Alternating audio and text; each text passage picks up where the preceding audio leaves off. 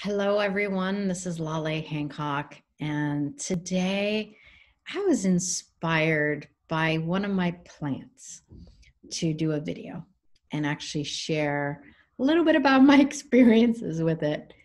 And, most of us grow up with the concept of you buy something, it's supposed to last forever. You do something, you make a choice, and you have to commit to that choice for the rest of your life. And that's really what we end up teaching our kids and everyone that we meet along the way, whether it's in a professional business setting or it's at home. And I was invited to a different possibility a few months ago. I was quarantined in Portugal in one of the most beautiful places on the planet called Cascais. And one day I went grocery shopping and always walk by the flowers, the plants and the flowers. I'm just in love with them. And one desert plant caught my attention. And knowing I was in a hotel and I couldn't really go in and put it in my garden, I wanted something simple and easy. So I bought this beautiful plant. I want to share her with you. So here she is. And can you see her? There she is. And one thing that was interesting is that these plants do not require a lot of water. I love to talk to my plants and flowers, so there's always some communication going on. However, they don't require what other flowers may require, not the amount of water, not sun. They could be indoor, they could be outdoor. You just got to ask them if they want to go outside first. And one of the things that I noticed is that it was starting to flower, and you guys can see it in the middle. And then I noticed that it was wet all the time. It was amazing to me. Like, I hadn't watered it in probably 3 weeks because every time I asked, would you like some water? I got a no. However, the soil was very wet. And I started to notice that the petals started to darken and what looked like they were no longer hydrated. And of course, what's the first thing you do? You're like, oh, did I water too much? Did I put it outside or whatever? But I actually started to ask it questions. I was like, okay, so what is this? And at first I thought the maids were actually watering it. That's why it was so wet. But I realized it's the plant doing what it requires to actually experience what it desires to experience. Now, most of us think we bought a plant, we want it to last forever. But this particular plant, as beautiful as she is, she was coming to experience something different. And it sounds crazy, but things do that. They want to have an experience and they know what gift and invitation you're going to invite them to.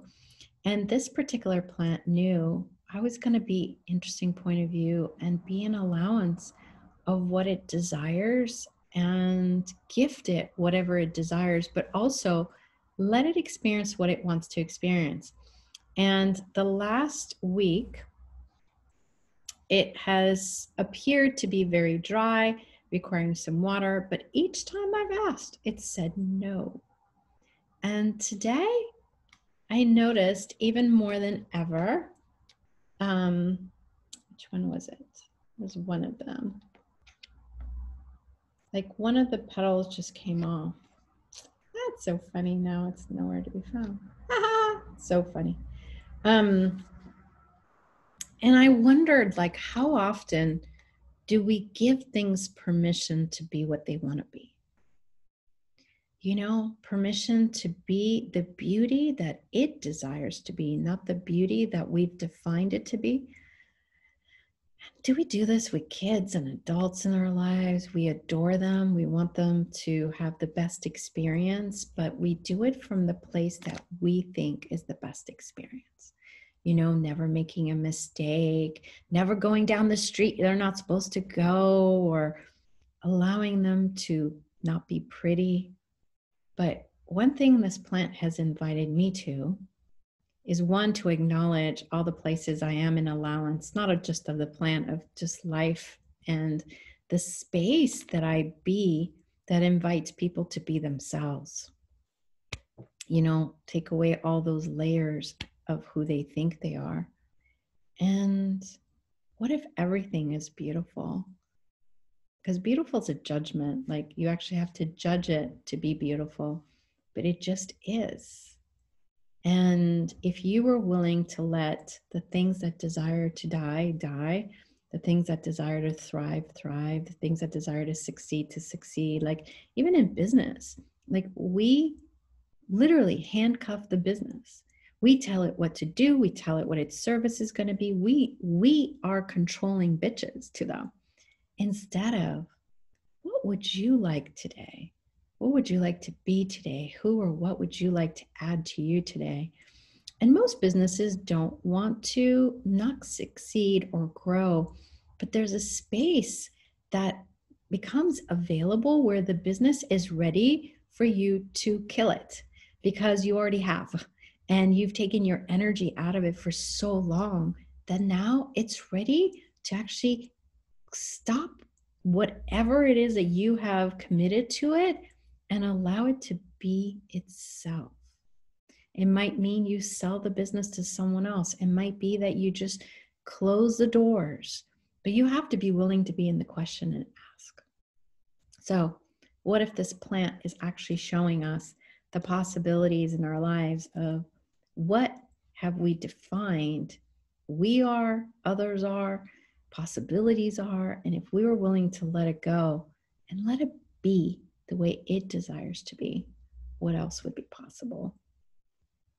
So this beautiful plant and I say goodbye for today. Until next time. Ciao.